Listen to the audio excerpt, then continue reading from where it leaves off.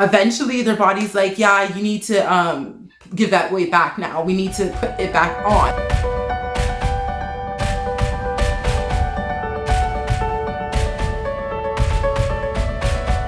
Hey everyone, and welcome back to the Weight of Thingz. My name is Michelle, and if you are new here, welcome, welcome, welcome. Please take the time to click the subscribe button below as well as the bell so that you can get notified of every time I create a new video. In this video, what I am going to be talking about today is my thoughts on carb cycling and maintenance weeks. Now, you may have heard of these things before, and specifically maintenance weeks, you may have heard of it on Beatrice Caruso's YouTube channel. I actually first came across it without actually knowing what it was called, but I was trying to do a lot of research. Now, I am not a doctor, I am not a nutritionist, I am not a trainer, but I am somebody who's on a weight loss journey and who has technically been for many years. I've even come to the place where I did lose a lot of weight and then happened to gain it back. And that's what really puzzled me. I wondered why. I know that obviously if somebody, let's just say, goes on a ketogenic diet and they work out vigorously every single day for an hour a day, and then they get to their goal weight and they're like, yeah, I made it. I look good. I don't have to do any workout anymore. I don't have to be on ketogenic diet anymore. I'm going to go back to eating pizzas every day. I'm going to go back to doing exactly what I was doing. I know that that person is going to gain back all the weight. But one thing that I didn't understand is, what if they didn't really do that? They still ate relatively healthy. Maybe they didn't work out every day like they used to, but they're trying to maintain. Even that person that may be eating the exact same thing as somebody who is, really skinny and always has been, they will gain the weight. And not only will they gain the weight, they will gain their weight back and more. And sometimes I wondered why, were some people just meant to be fat and that was just their destiny? And so, yeah, their body would give them a little bit of a break and they can lose a little bit of weight. And then eventually their body's like, yeah, you need to give that weight back now. We need to put it back on. And some people were just made to be skinny and they were just blessed to be skinny for the rest of their life and not have a care in the world about what they ate.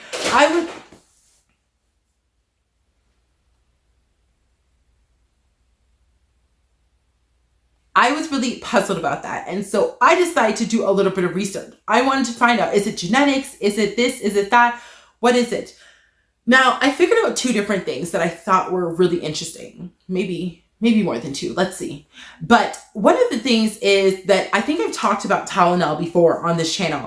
And I talked about Tylenol, to get rid of fevers, that yes, Tylenol does a good job of lowering fevers. However, that's exactly to the extent of what Tylenol does.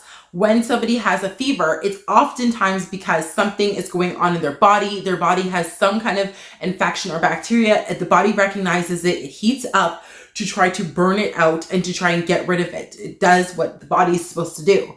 And so when you take Tylenol, all you kind of do is deal with the fever. You get rid of the fever, the thing that's actually warning you and trying to actually protect you from what's going on. And oftentimes we're like, yeah, the fever's gone, we're good. And we don't actually try to figure out why the fever was there in the first place. So we don't deal with the root problem of the issue. And I find that happens with weight loss.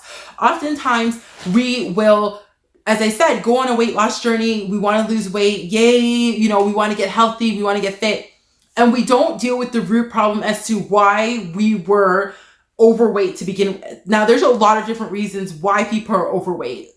As I mentioned, there are two people that could eat the very same thing, and one can gain a lot of weight and the other one maybe does not. And there's many different reasons for that. Some of them are medical. Some people may have problems with their thyroids. Some people, their hormones are a little bit out of whack. Some people, when they eat certain foods, it causes inflammation in their body. It causes different things in their body to slow down or speed up in a way that it should not be. And it causes them to pack on weight versus somebody else. Their metabolism's slow for whatever reason it may be.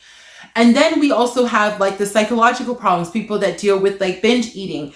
There are many different things that can cause somebody to gain weight. And I find that if we don't deal with those root issues, then losing the weight is only dealing with the symptom of what the root issue is.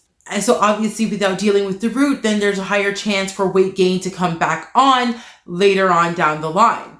The second thing that I found out that I thought was really interesting and made a lot of sense to me as to why people probably gain weight back was just the understanding of how our body works. Where your body is right now, no matter what size you are, whether you're 200 pounds or 400 pounds, your body is content. You may not be very healthy, but your body is content with that because it knows that it's going to be getting a good source and, of food every single day. It knows what's going to happen. It knows that every day you're going to feed it. Everything's going to be good. If you're used to eating 3,500 calories a day, your body knows that it's going to get that 3,500 calories every day. So when that changes, your body kind of goes into a little bit of a shock. If you're used to eating 3,500 calories every day and all of a sudden you go down to eating 1,500 calories every day, your body's like, hold on, something's going on. We are going to starve. There must be like a crisis in the world. All the food, storage is gone, and we need to slow down our metabolism so that we're not burning as much food, because we're going to need to store all this food as fat because we don't know what's happening. We don't know when we're going to eat again. And your body kind of goes into shock. So number one, as I said, it slows down your metabolism. Number two, everything that you do eat, whether it's healthy or not, it tries to hold on to it as fat. And then on top of it, anytime you do kind of go back in any way, shape, or form of eating the way that you used to, your body automatically just stores all of that as fat, because again, it doesn't know when it's going to get it again, and you just put your body in shock. Because again, even as unhealthy as you may be at 400 pounds, your body was content with being at 400 pounds. Your body, it wants to get back to 400 pounds. It wants you to go back to eating 3,500 calories a day. So it's going to do everything it can to do that, including, as I said, slowing down your metabolism, trying to store as much things as fat as storage to protect itself. So this is why many people do such things as carb cycling and maintenance weeks.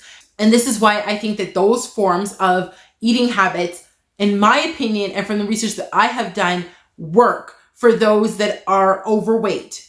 And the reason why I think so is because it's a good way to kind of transition your body without putting your body into shock. So therefore, your metabolism continues to move the way that it should be moving, and you can actually burn fat and not have your body think that something is wrong and try to store everything that you are consuming. So basically how maintenance weeks works is there's a few different versions, and one of them is kind of like the lower impact version, where you can kind of eat for 2 weeks, maybe you will eat 1,500 calories. And then for the next 2 weeks, maybe you add on 1,000 calories and you're eating 2,500 calories.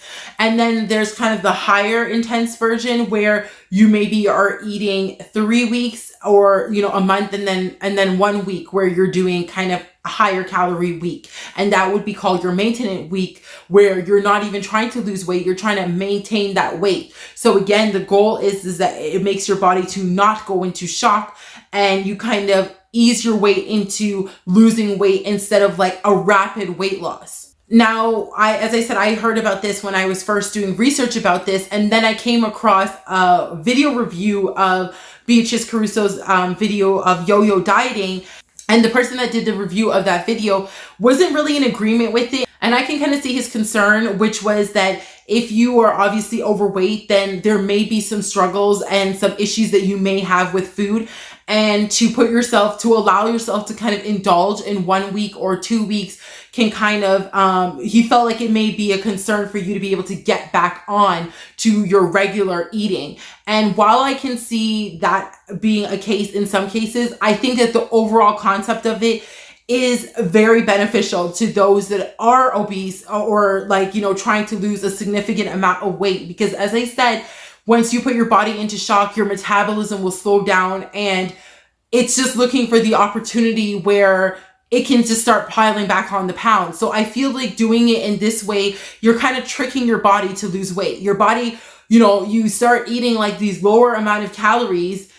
Your body's like, what's going on? We're starving. It starts going in crazy mode. And then all of a sudden you go back to eating like a normal amount of calories. And then your body's like, okay, nothing's wrong. We can calm down. I don't need to store all this food anymore because everything's good. We're okay. And so I feel like having that kind of break into it can kind of help your body along and help with your metabolism, so that in the long run, you're burning more fat and it's kind of more of a healthier transition into weight loss. Yes, cutting yourself down to 1,000 calories, you're definitely going to lose weight, but you're also going to slow down your metabolism, and that weight loss can be very short term. And trust me, I know about short term weight loss.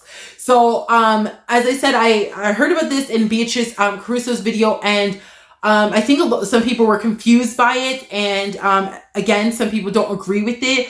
But it was interesting because I did my research, and then I saw that video review, and I was like, oh, because I heard her talk about in one of her videos about maintenance weeks, and I didn't know what she was talking about. I wasn't sure what she was referring to. I was kind of confused by what she meant by that. And then when I saw the review on her video, her yo-yo dieting video, and then he put certain clips in it where she talks about what she's doing and why she's doing, I'm like, oh, that's exactly what I just finished researching about, why people tend to put back on weight and have such a hard time losing it. So I thought it was very interesting. Make sure that you go and you check out that video if you haven't already.